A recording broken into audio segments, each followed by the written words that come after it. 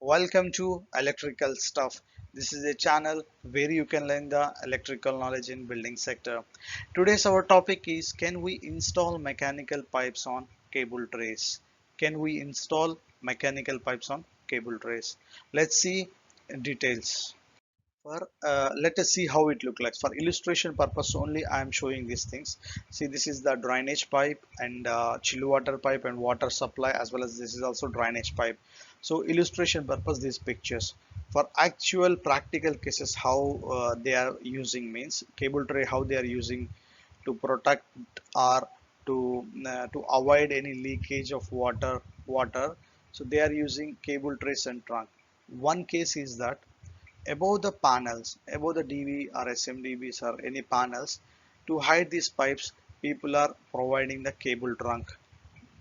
This is the one case. Second thing is that for FCU drain outlets,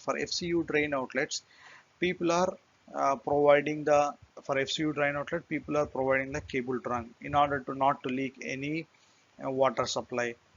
So, do you think this is good practice or no? Let's see in coming slides. What do you think? Do you think this is a good practice? Yes or no? Your answer is big no. Yes, you are correct. The answer is big no. We cannot install these pipes on cable tray. Let's see what standard says.